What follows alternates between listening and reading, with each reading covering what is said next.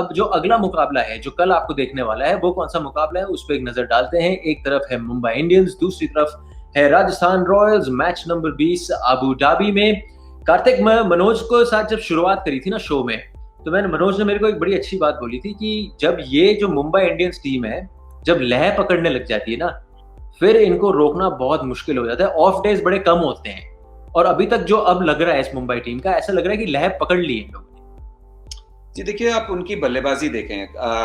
रोहित शर्मा, बड़ी फनी बात है क्योंकि रोहित शर्मा ने एक मैच में रन बनाया, एक मैच में रन नहीं बनाया, अगले मैच में रन बनाया है, वैसे उनका ऊपर नीचे चल रहा है। क्विंटन डिकॉक, जिनके उतने रन नहीं बने थे, वो फॉर्म में हैं।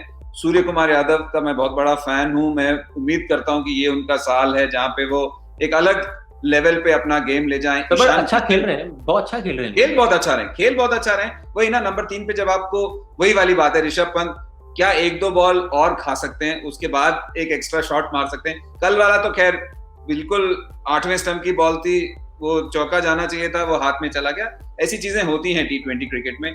पर बीच में देखिए, कृणाल पांड्या, हार्दिक पांड्या, कायरन पोलार्ड, और जिस हिसाब से उनकी जो बल्लेबाजी, मतलब 160 के आसपास का स्ट्राइक रेट, अगर ये लोग ऐसा शुरुआत दे दें तो आपको पता है कि अंत कैसे होने वाला है, क्योंकि बॉलर वैसे ही बचना चाहते हैं। एक जो अभी उनकी दिक्कत है वो है बुमराह की गेंदबाजी। बुमराह अगर वो 5वें 6ठे ओवर में ही उनका इस्तेमाल हो रहा है।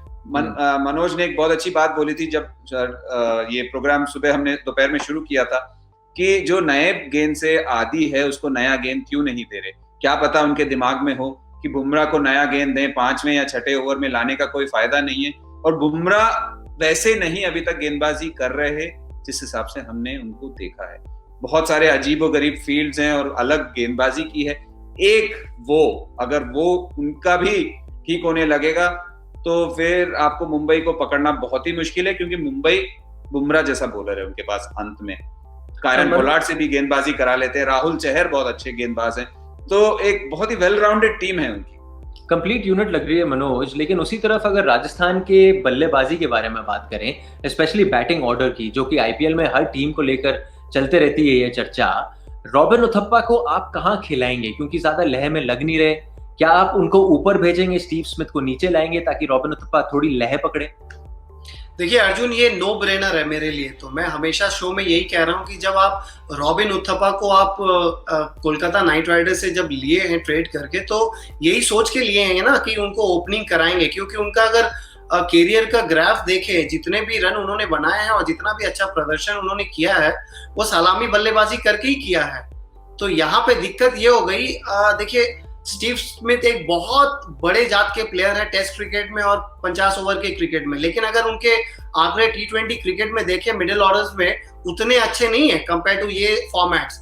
तो उनको भी ये पता है, और हालांकि वो कप्तान है अपने टीम के, तो उनको ये अपना गेम पता है कि उनका बेस्ट प्रदर्शन कौन सी जगह पे आएगा। तो उस चक्कर में वो अपने आप को ऊपर ला रहे हैं, क्योंकि वो पावर प्ले का जो 6 ओवर्स का सर्कल है, उनको भली भांति पता है कि अगर मैं गैप में मारूं, ऊपर से मारूं, तो आउट होने की चांसेस उतने नहीं है। जब 6 ओवर के बाद फील्ड रिस्ट्रिक्शन खुल जाएंगे तब होते हैं। तो कहीं ना कहीं थोड़ा बहुत ये वो सोच के कर रहे हैं, क्योंकि इसके अलावा तो कोई कारण नहीं दिख पा रहा है। क्योंकि अभी तक जितना match robin Uthappa middle order में खेले, वो अच्छा परफॉर्म नहीं किया। उसके बावजूद भी लास्ट मैच में ऐसा लग रहा था कि उनकी जगह कोई और आएंगे, लेकिन उनको रखे मिडिल ऑर्डर में ही खिलाए, लेकिन वो लाभदायक हो नहीं रहा है। तो कहीं ना कहीं उनको इस विषय पे सोचना चाहिए, और वो हालांकि अपने पूरे कैरियर में मिडिल ऑर्डर बैटिंग किए, तो अपना चेंज करेंगे तो भला टीम का ही होने वाला है।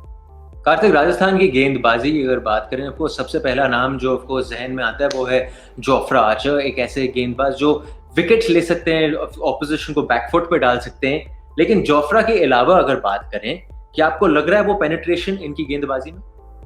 देखिए, उनके लेग स्पिनर्स अच्छे हैं। श्रेयस गोपाल, मैं लास्ट ईयर हमने देखा था, हैट्रिक लिया था, बॉलिंग अच्छी की थी। तो वो एक और गेंदबाज हैं जो उनके लिए अच्छा सपोर्ट कर सकते हैं। राहुल टेवाटिया एक इंटेलिजेंट बॉलर हैं, उनका अगर कॉन्फिडेंस अभी बैटिंग से भी बड़ा होगा, पर उनके पास एक ऐसा नहीं है। बाकी जो बॉलर्स हैं उन पे निर्भर करते हैं। अगर आप चाहते हैं कि आपके स्ट्राइक बॉलर्स या 2-3 बॉलर हैं, उनके इर्द गिर्द आपको ये रोल खेलना पड़ेगा। जैसे जयदेव उनादकट हैं, दूसरे सीमर कौन है, मेरे को सडनली टॉम करन आप देख लीजिए कितना महंगा साबित हो रहे हैं। 12 के आसपास का उनका इकोनॉमी रेट है। पर यह है कि वो हरफन मौला खिलाड़ी हैं। क्या उसकी जगह अगर बेन स्टोक्स आएंगे ऑब्वियसली, तो बेन स्टोक्स की एक जगह सीधी बन जाएगी, तो वो एक बहुत फर्क पड़ेगा। पर उसके अलावा एक आप कहेंगे ना 5 या 6 जो विकल्प आप लेके चलते हैं, आपके पास वहां पे 1-2 जगह वहां कमजोर कड़ियां हैं। जैसे बाकी टीमों के पास 5 के 5 ऑप्शन है या 4-5 ऑप्शन है, इनके पास मुझे लगता है कि अगर किसी को एक दिन मार पड़ी तो वो किसके पास जाएंगे। जैसे एक दिन रायन पराग से बॉलिंग करा दिया था, फिर किसी और से भी गेंदबाजी कराई थी, तो ये इनका एक दिक्कत है, वो उनको बहुत जल्दी एड्रेस करना पड़ेगा। और मेरा भी मानना है कि अगर रॉबिन उथप्पा को खिलाना है तो या तो आप उनको एक फ्री रेन दीजिए कि जाके आप खुल के खेलिए, नहीं तो वो बीच के में जाके वो अटक रहे हैं और फंस रहे हैं। तो फिर आप उस युवा बल्लेबाज को लाएंगे कार्तिक, की आप कहेंगे कि एक खिलाड़ी हमारा है जो लय में नहीं पकड़ रहा, तो हम लोग एटलीस्ट युवा बल्लेबाज को थोड़ा ब्लड इन करें, उसको थोड़ा टाइम दें। और युवा बल्लेबाज जिसकी बात कर रहा हूँ उसका नाम यशस्वी जायसवाल है सर, जो पहला मैच खेले थे उसके बाद दिखे नहीं है। देखिए, मैं वापस वही कंसिस्टेंसी की बात करूंगा, कंसिस्टेंसी इन थॉट प्रोसेस, क्योंकि आप किसी का अगर चयन कर रहे हैं तो कोई लॉजिक लेके कर रहे हैं ना, किसी वजह से कर रहे हैं, तो आपको वो मौका देना पड़ेगा for him to succeed, not for him कि आप वेट करें कि उसको फेल हो जाए और उसको बाहर कर दें। अब जैसे बाकी लोगों को भी आप बहुत अच्छा लगा कि रेयान पराग को वो दे रहे हैं, क्योंकि उनको पता है उनमें क्या प्रतिभा है।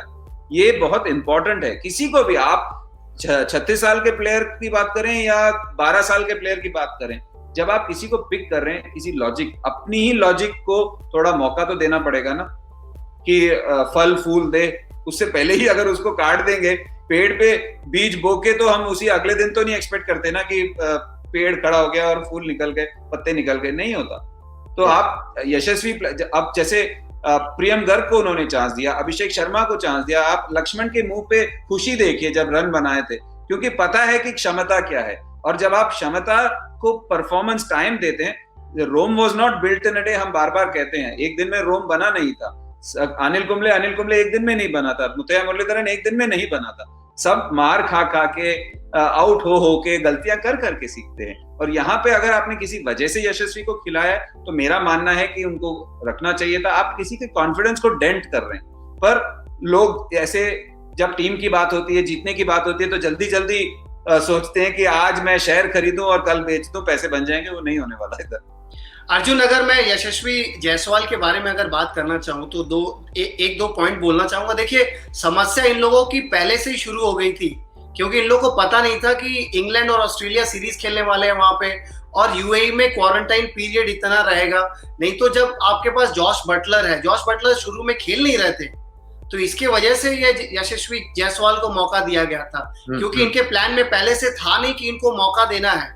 लेकिन मैं सहमत हूँ कार्तिक भाई से कि अगर जब मौका देते हो तो ज्यादा देना चाहिए। लेकिन अब समस्या ये है, जॉश बटलर का क्वारंटाइन पीरियड खत्म हो गया था और स्टीव स्मिथ खुद को ओपन स्लॉट में लेके आ गए।